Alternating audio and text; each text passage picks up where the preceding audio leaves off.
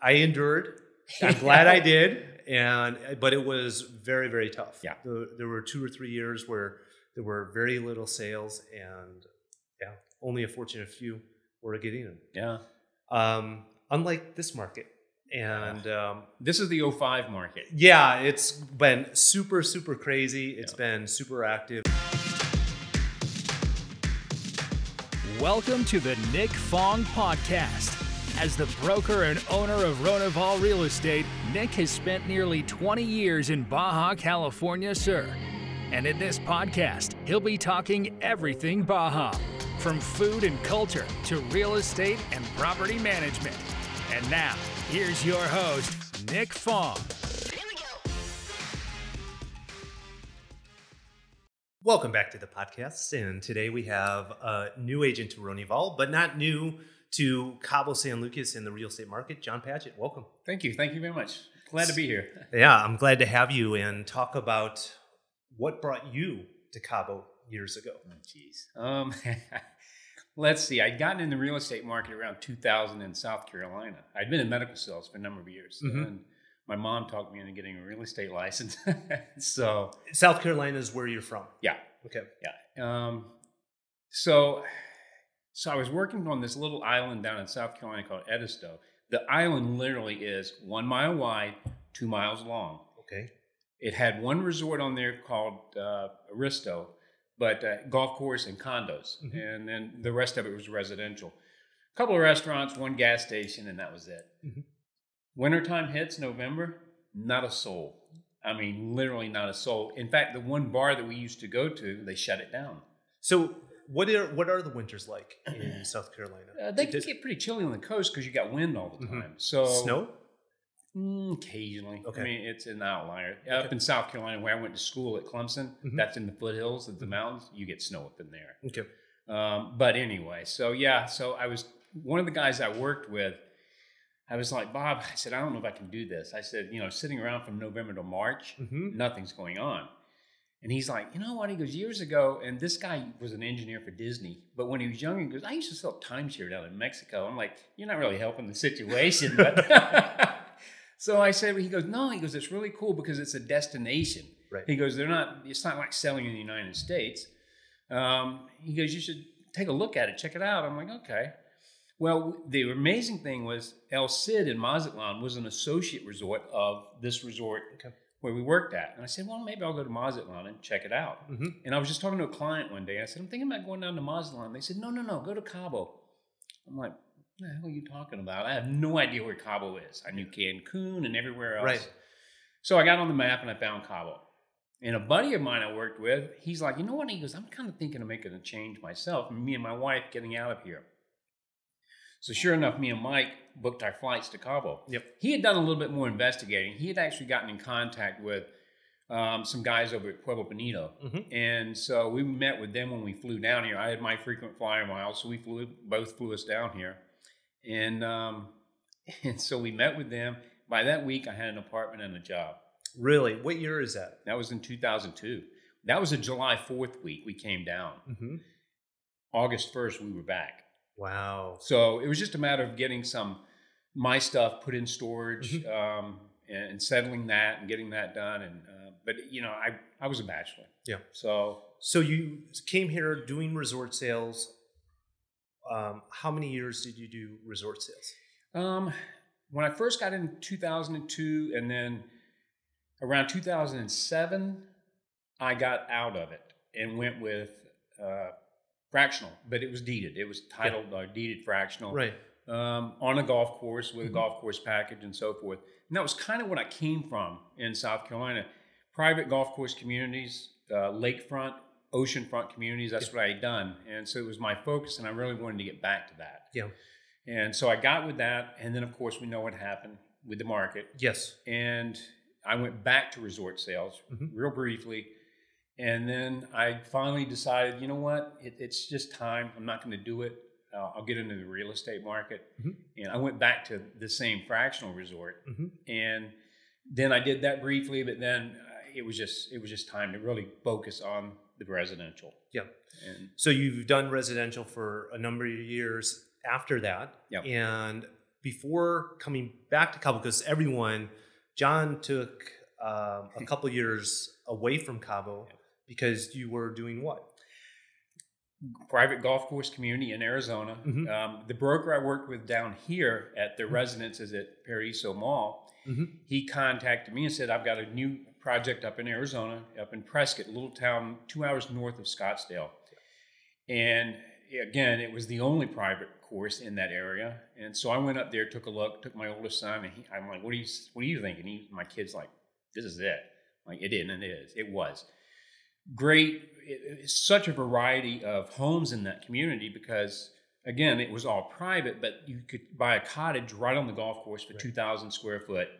At that time, it was $450,000 to up to a couple $1 million homes located. It was a 3,000 acre project.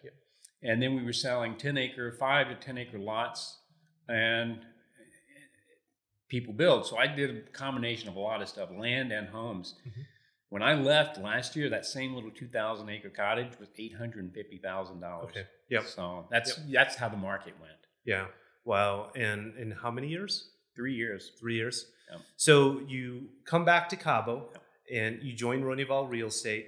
How are you seeing the real estate market, having spent a few years up in the States and now being back?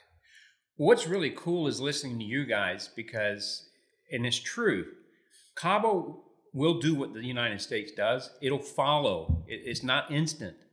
And that's exactly what's happened. Because obviously when the pandemic hit, we were kind of worried in Arizona. I mean, we didn't know what was going to happen. The opposite happened. And it exploded everywhere. And I think I told you the other day, I went to South Carolina in September to talk to a buddy of mine about a 20,000 acre project that had been stagnant for many years. That place exploded over there because everyone from the north is coming down.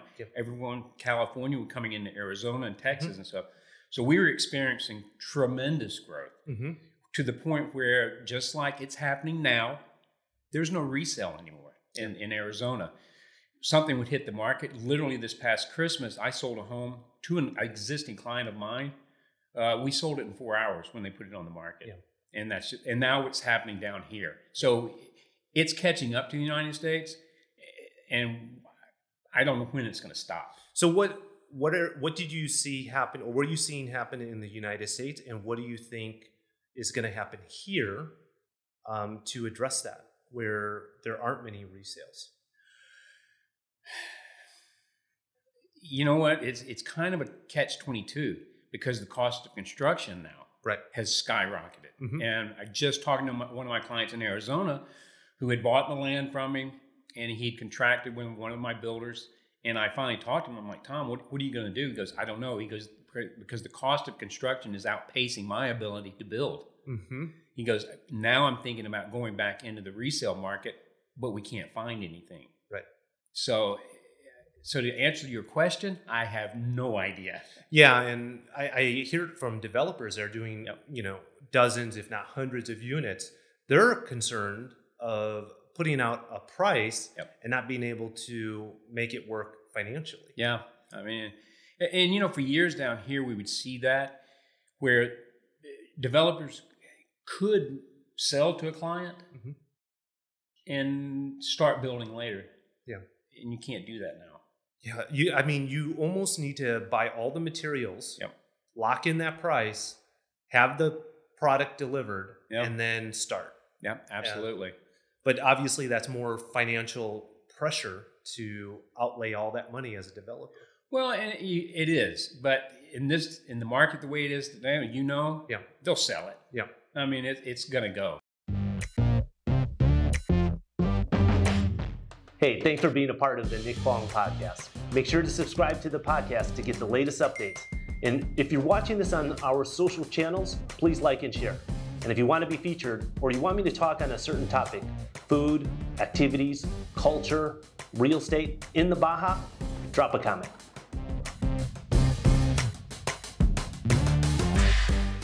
So, aside from selling real estate, tell everyone what your passion is in terms of hobbies or sports. Well, it's funny. College football is number one. I played golf all my life, so that's a big one. Every year going to the Masters up until my dad passing away 8 years ago. Mhm. He had tickets for 55 years to the Masters. Ironically, I played rugby for 7 years. I didn't know that. Oh yeah. I've gotten run over by some of the big boys. And I'm talking big guys up in New York. I used to play. My parents moved us back to New York when I graduated high school, and then I went to college. But during the summers, I would go to New York, and I started playing rugby up there, and then I would play back in college when I would go back. And so there was an old bobsledder on the U.S. bobsled team. His brother played against a competing team, and I saw cleats over my head numerous times. Wow. But so I, broken jaws, noses, shoulders, and everything else, and I was just faster than everyone else, though. So, I mean, related to here in Cabo, not many people are playing rugby. A lot of people are playing golf. Yeah. Tell everyone about the golf scene in Cabo. Golf scene's number one in Mexico. We've known that since I came down here. It's exploding and it's growing with the newest courses like Rancho San Lucas. The new Tigger course, my favorite's always Querencia, though, which is private. Fazio. It is a Fazio course, as is Chileno Bay, and I've played both of those. They are private. If you get a chance to get onto them, you got to go. I mean, it's just the way it is. Yeah. But yeah, Diamante is actually one of my favorites as well. Okay. The Dune side. Yeah. And but funny thing is, that little Los Cabos Country Club, though, that was the one when I first started playing down here. That's where I played. And it's a traditional course. It's not like the target golf that you see in the deserts out here. It's a nice laid out design. And that's a great golf course for locals. It is. Because it's not on the ocean. A lot of locals go there. You're not paying super out of outrageous prices. And how do most of these golf courses, you mentioned a couple private, meaning you have to buy real estate in there to belong and buy a membership. Well, when I worked at Querencia, the memberships were $250,000 just to join. That was on top of your buying the real estate. They rarely would sell you a membership outside, or with a 2-year option. You either had to exercise that option and buy real estate, and the dues were $1,200 a month. Now, I don't know what they are now, but that was when I was out at Querencia 4 or 5 years ago. The community I came from in Arizona, to give you an example. The membership there, it's now $25,000, and it's $700 a month. Okay, so for the golf and everything. So why so much more expensive here? Is it more expensive to maintain? Well, it's probably, I would think so. Especially down here, you can't use obviously seawater. Yeah. We have fresh water in Arizona. Down here, it is a lot harder to maintain. Because you're having to filter the water, you're having to get it from somewhere. Yeah. And it only rains like a dozen days out of the year. Yeah. Well, and Querencia especially doesn't have the play, if you will. Los Cabos Country Club, I mean, they can lower the prices because they're getting probably, 70 rounds a day. Querencia doesn't have that. Right. And so volume makes up for it. Yeah. And they can lower the prices. What are some of the nicer courses that are open to the public in Los Cabos? Cabo Real is a great one. That was always my favorite. I marshaled out there for a little bit. Who's designed that course? That was Trent Jones. Okay. Yeah. Cabo Real, Campestre is a nice one as well. Puerto Los Cabos, you can get in on those. Nice layouts.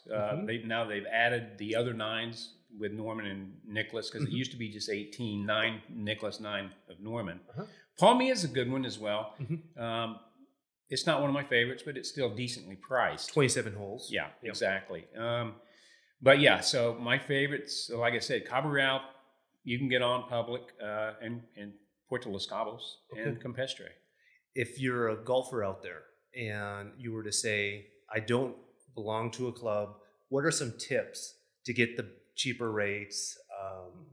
You've mentioned the clubs that you like, the golf courses. What are some ways that you can golf for cheaper in the area? There is a marshal. You can marshal if you live here. Yeah. Oh yeah. Become a marshal somewhere. Okay. I tried to get on the Cabo del Sol, but all that's gone now. Yeah. It's all going private. And Cabo Real, I marshaled out there and got to play for free. And got friends on for free. So or you can become friends with club owners, right? Yeah, or I don't know. I don't think it exists anymore. But back when I first moved down, and then around 2004, we had a men's league. We had like 150 guys playing in this men's league, and we got rates, and we even got on the private courses at really good rates. I think Palmyra, we were playing for around $50 a round. Jeez. And the country club was 35, I think, back then. Wow, you could play multiple times a week. Oh yeah, but then when the market crashed, that men's league went from 150 to, I think one round I saw we had like 30 guys on it. Oh my goodness! Oh my goodness! That's crazy. Well, you know what the real estate market did. I mean, we had how many 500 agents, and they were cut in half too. Yeah. I endured. I'm glad I did, but it was very, very tough. Yeah, there were 2 or 3 years where there were very little sales, and only a fortunate few were getting in. Yeah. Unlike this market.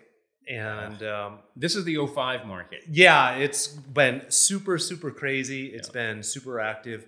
I'm excited that you've joined the Ronival Real Estate team.